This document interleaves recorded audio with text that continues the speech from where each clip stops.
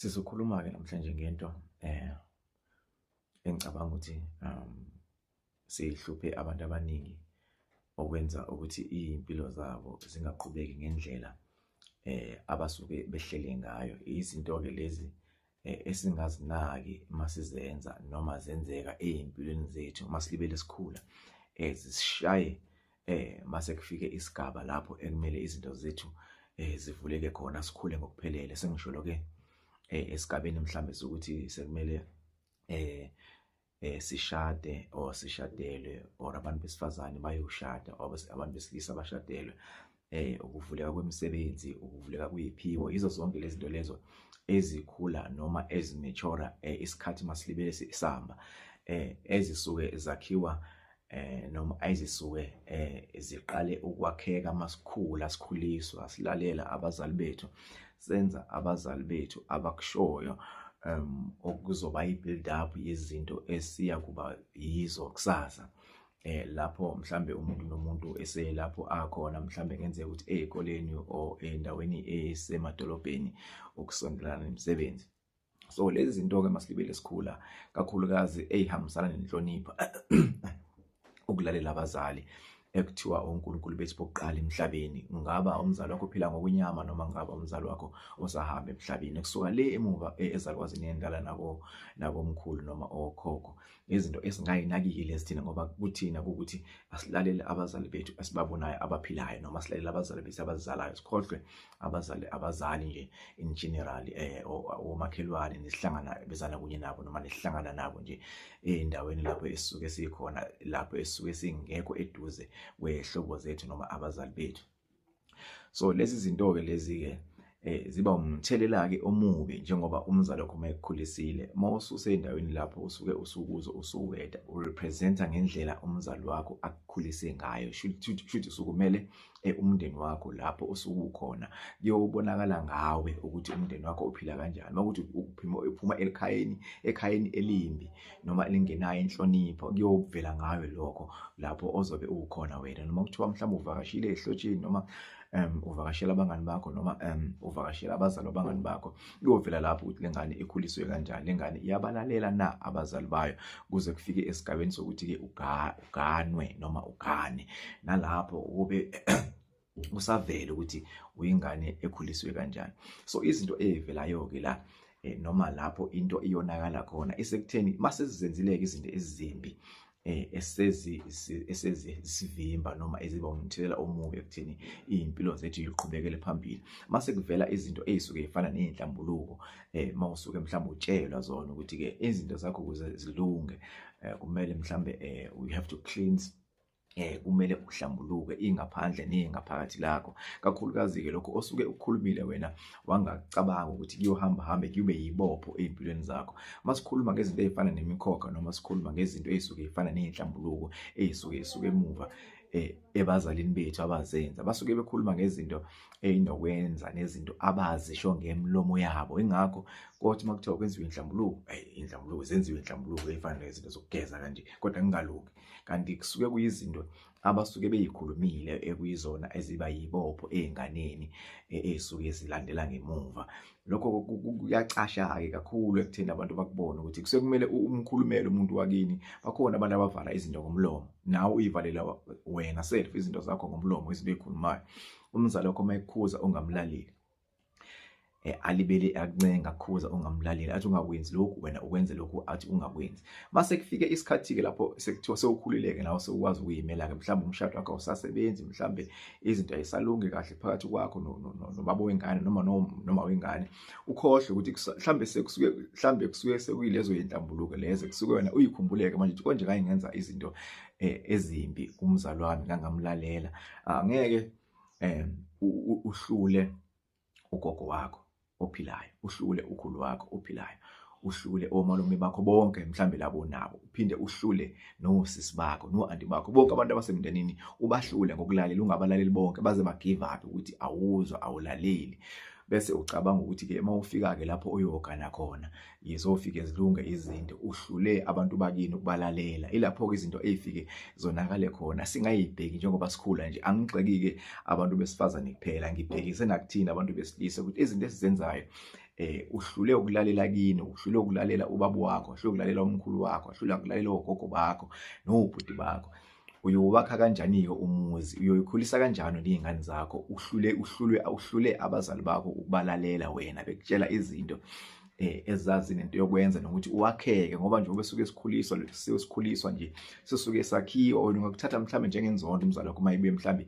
akushaye, mhlawumbe athi ungahambe ebusuku, into enjengalezo ezumthetho sisekelo wasekhaya. Bonke abantu abakhule ngaphansi kwawo, njengoba abagcina abantu sebeshada benemizi, abanye bayoshada, into enjengalezo, imizi yabe ikhule lapho amantombazane asuke eshade khona, kuze kubonga ukuthi siyabonga ukusikhulisela ingane iwumakoti ohloniphayo kuleli khaya leli. Kanjalo nabasuke beganwe lamantombazane akhuliswe ngenhlonipho, nabo bajabule ile ntombazane lapho intombazane esuke iganele khona, ukuthi babonge ukuthi bakhuliswe, intombazane ikhuliswe ngendlela ekuyona yona, iyahlonipha, iwusizo elikhulu ekhaya. Lezo zinto-ke ngithi-ke mawukade ungakulalela noma ungakubhekanga lokho, unakubheka ngenzondo, ubheka ukuthi isikhathi samanje lesi intombazane kumele ijabulise, uyiqhathanise mhlawumbe nabafana ukuthi why abafana bona kuyinto right ukuthi babe ney'ngane ngapha nangapha, amantombazane wona ebukwa kabi noma ebukeka kabi mayenza izinto ey'nokwenza nokuhambe belala beshiya iy'ngane ngapha nangapha. First of all nje intombazane nomfana kwakazi kwafana. Ulwandle njengoba lolukhulu kangaka imimfula noma imifula ethelela ulwandle, akusiyo ulwandle oluthelela imifula. So ngeke kuze ukufana umuntu wesilisa nowesifazane. Ukungcola okuningi kusuka abantu besilisa kuya kubantu besifazane. Into enjengalezi njengolwandle bengichaza nje, angifuni ukuthi ngiyibeke kabi lento le. Kumele kuphela si-understand ukuthi njengoba usuke ungcolile umuntu wesifazane, uhamba ulala namadoda ngapha nangapha ney'ngane, into enjengalezi, uyangcola lapho, uhamba uthatha konke ukungcola lokho. Umsamo onjani-ke uyokumukela-ke ukuthi uyothelwa ngenyongo ungcolile? Angithi-ke izinto ziqala lapho-ke ukonakala, ukuthi-ke ingakho kuthiwa abantu besifazane abaqonde, abalalele, bezwe, ngoba umuzi awakhiwa umuntu wesifazane ongaqondile, ongaziphethe kahle. Umuntu wesifazane waziwa njengomuntu okuyiyena oletha imfudumalo. Ingakho bathi umuntu wesifazane uzalwa neveli, umuntu wesilisa uyayenza iveli. Umuntu wesilisa uyena okumele asebenze ukuze akwazi ukwakhela lo muntu wesifazane umuzi, akwazi ukondla lo muntu wesifazane lo. So izinto zaphambana-ke lapho-ke. Akusona-ke isikhathi sokugxekana lesi, kodwa isikhathi sokuthi sikhulisane nathi abantu besilisa, sithathe indawo yethu, sikwazi ukuthi sisebenze ngokuyikhandla ekutheni sikwazi ukuthi mase kufika isikhathi lapho kumele siyimele indaba yethu, sikwazi ukuyimela. Ubudoda akusikho ukuthi uhambe utshala iy'ngane, uhambe utshala iy'ngane ngapha nangapha. Ubudoda akusikho ukuthi ubeke isandla umuntu wesifazane. Ubudoda ukuthi wakhe, wazi ukuthi uyindoda, wazi ukuthi wena ufaka i-authority, wena uyi-leader emndenini yakho. Sekubuhlungu-ke manje njengoba ekhona amadoda akusakukhumbula lokho. I-most noma i-majority yabantu besifazane abasakukhumbula ukuthi bona bawubani, yiphi role akumele bayidlale-ke bona-ke esigabeni-ke sokuthi bavumele ukuthi lo moya wabo we-feminine energy ukwazi ukuthi uyini kumaskulane, umoya wobulisa. So izinto angiyiqondise lezo esigabeni sokuthi asikukhumbule ukuthi masenza izinto, masikhula, zokungahloniphi, zokukhuzwa, ungakhuzeki, ekugcineni ziba nento yokwenza nempilo yakho. Uthola ukuthi izinto zakho ayisahlangani kahle, uyibuze ukuthi yini ngiyakwenza konke ekuthiwa ngikwenze, yini izinto zami zingenzi sense manje. Ukhohlwe ukuthi kunezinto owazenza kubazali bakho, kunezinto wayikhuluma kubazali bakho ongakazi uzihlambuluke, osaba nawe mhlawumbe unamahloni ukuyihlambuluka ukuthi ngenza 1 2 3 4 5 kubazali bami, nami ngenza izinto engekho pride ngazo. Lezo zinto lezo sihlambulule, usisuse ngaphakathi kuwe. Ungabiza noma ubani omthembayo, ukhulume kuyena zonke izinto owazenza, usihlambuluke, akuthele ngamanzi. Lezi zinto lezo zisuke kuwena ngoba ziyakuvalela. Njengoba usukwenza zonke lezi zinto zobumnyama ozenzayo, uyitshela ukuthi awubonakali, mhlawumbe usendaweni yasemadolobheni away from abazali bakho, bese uyitshela ukuthi hayi ngizohamba ngiyokwenza engikwenza, ngeke baze banake. Into izokwenzeka uyothi uma usugula lapho bese uyabuya uye ekhaya, lapho ubuye ungenalutho, ubuye kuphela uyohlupha abantu ade behleli emakhaya bezama impilo kona uyohlukumeza bona usuyagula lapho mase bengakumukeli ngendlela kuyona yona bese uyabazonda. Lento ke eyenzakalayo ke mawukade wena izinto ozenzayo mayengasakusebenzeli lezo zinto lezo bese ubiza abantu besifazane ukuthi ododa abantu besifazane nabantu besifazane babiza amadoda ngezinja ngoba bahlulekile bona ukuyiphatha ngendlela efanelekile, bahlulekile ukulalela imiyalelo abazali babo kade bebala ngalo bebabuilda ukuze makufika isikhathi ungathi izinto zakho mangasahambi kahle bese ufuna ukuza ngama excuses ukuthi hey abantu besifazane this, hey abantu besilisa this. Ubuhlulekile kunabantu abake babe nenhlanhla umuntu alethelwe umuntu right ukuthi lo mnango umuntu oyokugana mhlawumbe baze babe u5 in a row ulethelwa bona umuntu wesilisa kodwa ngesimo sokuthi umqondo wakho usuphazamisekile awuhilanga kulamanye ama relationship wakho adlule umuntu wesifazane kuze kuphele ungaphinde uganwe uhlupheke uze uyoshona ungazange izilungu into yakho ngoba ulethelwa abantu aba right wena wabona ukuthi you are too handsome noma uyisoka usabangena baze badlule labo bantu labo sukulethelwe bona bese uNkulunkulu eletha labo ababheda bazokuhlupha ngoba kusho wena labo abalungile aba right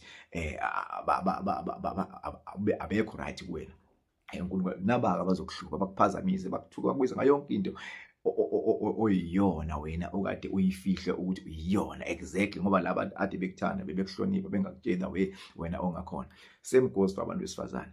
Ulethelwe abantu aba right empilweni yakho abakuthanda nezingane zakho abakuhloniphayo abayimisela ukuthi bakuthathe nakho konke okwakho ngoba bayakuthanda wena ngoba uyibona ukuthi usemuhle ngaleso sikhathi leso uzobayeka labo bantu besilisa noma umzomyeka lo yedwa besilisa uNkulunkulu akulethele ngoba abantu bakini abakubusise ngayo umshado oclean umshado onesibusiso sabo wena uyibona ukuthi usemuhle uqhubeka wenza zonke izinto uzabulala ngapha nangapha uhamba ama club uzenza zonke lezi zinto lezo ngoba uthi uyayijabulisa ngoba masungena emshadweni ngeke usazenza zonke lezi zinto lezi kanti ayikho kanjalo lento le abantu besifazana abadalelwanga ukuhamba akekho futhi umuntu wadalelwa ukuhamba babala ngapha nangapha izinto engahlelekile.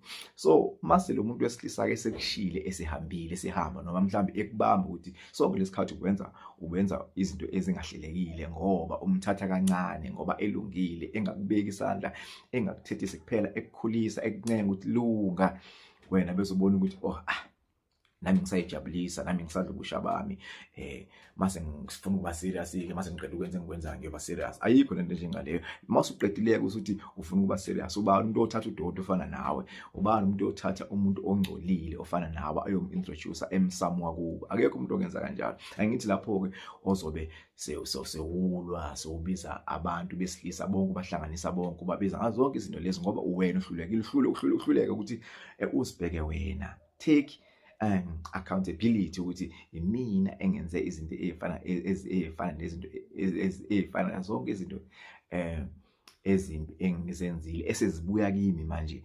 uyisihlambuluke lezo zinto lezo ucela uNkulunkulu akusize uNkulunkulu ngonile kanje konke okwenzeka kimi I deserve ngoba imina engimemile ngoba mosukwenza lezi zinto lezo zenzayo usuku invite nemimoya emibi imimoya exoshwa imihla namalanga emakhaya hlatshwa imbuzi emakhaya uklinwa imsamo kwenzayo le mimoya leyo mayihamba iyemkhathini yaphithizela yazulazula ifuna abantu abanjengawo abantu abangahloniphi abantu abangalayeli ingene kubona leyo moya leyo emibi imimoya yobufebe imimoya engayiphathi kahle imimoya engalaleli ingene kuwena hayi ngoba kusuke kusekuwena uwena usudonse leyo mimoya leyo ngendlela ocabanga ngayo bese le mimoya ke le ikuphithizelisa ke okugcina impilo yakho engahlangani ukuthi usathole umuntu uthele umuntu ozoza kuwena ngalendlela wena oyiyona uthole umuntu ozokufika akuthuke akwenze zonke izinto ezimbi akubize ngento oyiyona kodwa wena oyifihlile ukuthi uyiyona leyo nto leyo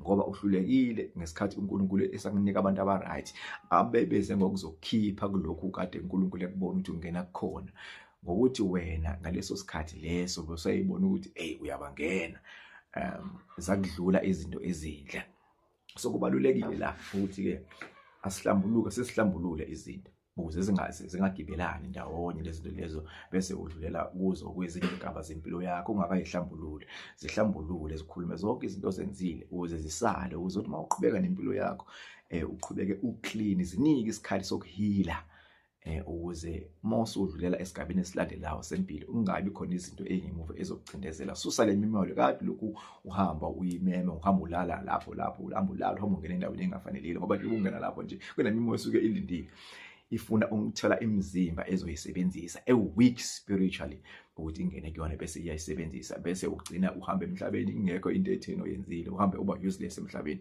uhambe emhlabeni uyoba nawe lesi sidalwa lesi ezothi izingane zakho mase yihlupheka kuthiwa nasi sidalwa nangu loya uyena ovuka kuwena kabi ngokungcola, ovuka kuwena ngobufebe, ube yidlo ukhulumeke njengesidalwa esibi, njengethonga elibi, njengomuntu omdala wasekhaya wasemsamo omubi, ukuthi makucela kuthiwa kucelakala abahle wena awungeni kulaba abahle ngoba uhamba wenza izinto ezimbi. Noma selifikile ulwazi olukukhulisayo oluzama ukususa kulokho, still wangafuni ukulalela. So njengoba sikulesi sikhathi sikusona nje besiblame abantu abadala abamemhlabeni abangasiphi izinto masicela emsamo, nathi uyazi ukuthi njengoba sikhula nje manje siyokhula sibe labo bantu la bezo ingane zethu ezosikhuluma kabi. Kubhlungu ke lokho ngoba isuke ingasekho into otheni oyenzayo, ngoba usukukuze kusuke kukhulunywa kodwa usuke ungawa amandla, ngoba usuke ungesenawo amandla, ngoba amandla asuke engekho kuwena. Usunesikhathi sakho sokuthi either uyabuyiswa emhlabeni, which is i-reincarnation leyo uzoqedela ukuqedelayo. Akekho umuntu okwenzela izinto wena wahamba ungazenzanga la emhlabeni, uyozibuyela wena uzozenza lezi zinto. Into abantwana bakho abangayenza kuphela ukuhlambulukela ukuthi nangu umkhulu nangu u-anti wenza izinto engekho right, izinto ezayingabhadlile, wayenomona, wayenenhliziyo embi, siyamhlambulukela samcelela ukuthi lo la abambeke khona akwazi ukudlula. That's all abantwana bakho abakwazi ukwenzela khona, ukuze ukwazi ukuqhubeka ke uNkulunkulu abone ukuthi wenze njani ngawe lapho. So asibe careful ekwenzeni izinto sizenzayo, ngoba ekugcineni izozivalela izinhlanhla zethu iphinde ihluphekise nezingane zethu ukuthi singasebenzisi imiqondo. Bese ngikuvezeke lokho. Inkosi ngibusise.